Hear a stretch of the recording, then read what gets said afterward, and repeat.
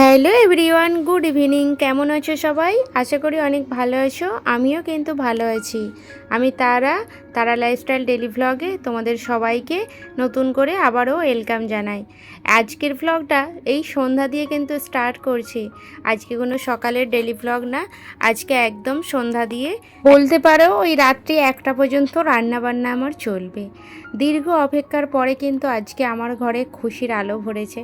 তো আজকের খুশিটা কিন্তু অনেকটা আলাদা। তো সবই তোমাদের সাথে শেয়ার করব। তো ভিডিওটা কিন্তু লাস্ট পর্যন্ত দেখো, আশা করি তোমাদের ভালো লাগবে। সন্ধ্যায় আগে আমি এখানে রান্না বসিয়ে দিচ্ছি। আজকে রান্না আমি করছি ডাল টমেটো। তো আমি সবসময় একটু বেশি ডাল টমেটোই খেতে ভালোবাসি, শুধু এমনি ডাল আমার একদমই ভালো লাগে না। আর ডাল টমেটো না আমাকে বেশ ভালো লাগে। ডালটা বসিয়ে দিয়ে এদিকে একটু চা করে নিলাম লেমন টি, সাথে কিন্তু মাখনা নিয়ে নিয়েছি। মাখানা তো এখন খাচ্ছি, কারণ সন্ধ্যায় না উল্টো পাল্টা খাওয়া হয়ে যাচ্ছে। দিনকে দিন ওজন কমবে কি, ওজন একদম ভারী হয়ে যাচ্ছে। তো চলে যাবে আজকে আশির পাশে।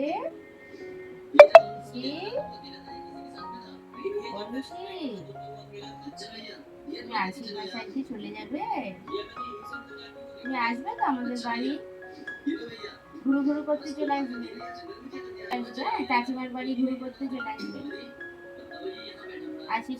টুসির জন্য না মনটা অনেকটা খারাপ হচ্ছে। এ কদিন আমার কাছে ছিল যেন একটা বাচ্চার মতোই ছিল। এর প্রতি একটা আলাদাই আমার লাগাও এসে গেছে। কি মনটা খারাপ হচ্ছে ও চলে যাবে বলে আজকে। তো কি করা যাবে আর, ওকে বলছিলাম তাই যে মাঝে মাঝে আমার কাছে ঘুরতে এসিস, ওকে নিয়ে আসলে তো আসবে। তবে ওকে নিয়ে আসা খুব একটা মুশকিল না, তবে ও খুব ঝটপট করে বাইরে বেরোলে। ওই ব্যাগের ভেতরে করে নিয়ে আসা নিয়ে যাওয়া করা হয়। এখানে আমি একটু রুমটা করছিলাম, বেডশিটটা তুলে দিলাম। আর ওই যে পার্পল কালারের বেডশিটটা বেছাচ্ছিলাম, আমার যেন খুব একটা ওটা পছন্দ হলো না। ওটা কিনেছিলাম শখ করেই, কিন্তু আমার না এখন যেন মনে হয় একটু এই কালার হলে আমার গেটের পর্দা, তারপরে বেডের হেডটা এর সাথে ম্যাচ করে যাবে। সেম সেম কালার না হলেও কিন্তু একটু হোয়াইট আর এই যে ব্লু কালার আছে, তো দেখতে বেশ ভালো লাগছে। তো আগেরটা বিছিয়েও না, বেছাতে গিয়েও তুলে দিলাম।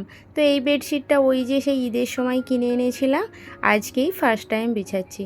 তো এটা আর বিছাবো না, আমার মনটা খারাপও হয়ে যাচ্ছে। ভাবলাম শখ করে কিনেছিলাম, কিন্তু এখন আর ভালো লাগছে না।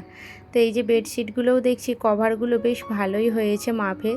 আমি এখন মল থেকে বেডশিটগুলো কিনি, এতে না বেডশিটগুলো ভালোও হয়।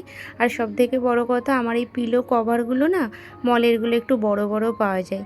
ওই হাটের বাজারে থেকে কিনলে একদম কিন্তু ভালো হয় না, বেডশিটের কভারগুলো একদম হয় না। পিলো কভারগুলোও ছোট পড়ে যায় আর বেডশিটগুলোও অনেক ছোট পড়ে যায়।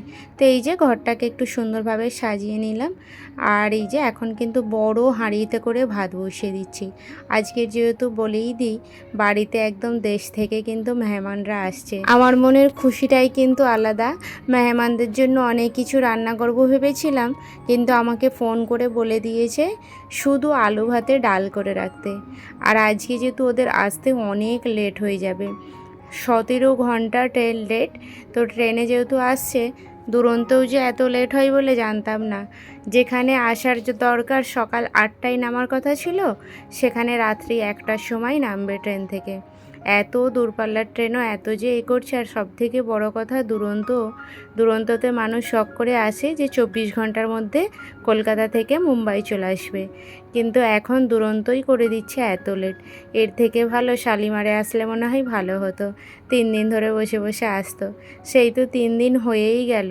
তো ট্রেনেতে সবাই বিরক্ত হয়ে যাচ্ছে, ফোনের ওপরে ফোন করছি, মনটাও কিন্তু ওই দিকেই পড়ে আছে কখন নামবে কখন নামবে। কোনোবারে এমন হয় না, 16-17 ঘন্টা লেট কখনোই হয় না। বেসিক্যালি লেট হয়ে যায়, 4-5 ঘন্টা এক এক সময় হয়েছে, কিন্তু এই 17 ঘন্টা মানে প্রায় আধা দিন।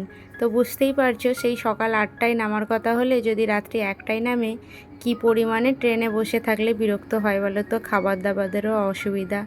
দুরন্ততে যেহেতু খাবার দিবে, সেই হিসেবে অসুবিধাটা তেমন নেই, তবুও বসে থাকায় একটা বিরক্ত, 2 দিন ট্রেনে বসে থাকা। এখন সময়টা হয়ে গেছে রাত্রি 3টা।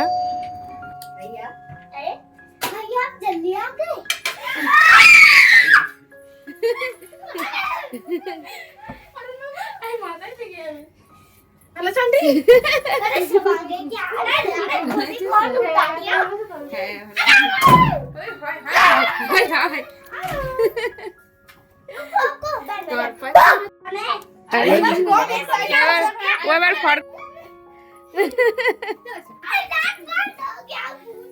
দুজন মিলে ধরেছে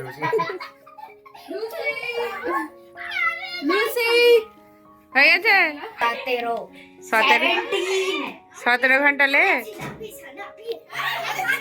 এত ওয়েট করার পরেই আসলো, এত এক্সাইটেড হয়ে আছে সবাই এখন। আর ওরা কিন্তু এসে দিদির বাড়িতেই আগে ঢুকেছিল, দিদিরা সবাই ওখান থেকে স্নান টান করে এই ভোর রাতে স্নান করতে হলো। তো স্নান টান করে সবাই এই জাস্ট আসলো, এখন খাওয়া দাওয়া করে আর ঘুমাবে। তাহলে চলো, কালকে বলছি এরা কারা। দেখা হচ্ছে নেক্সট ভিডিও।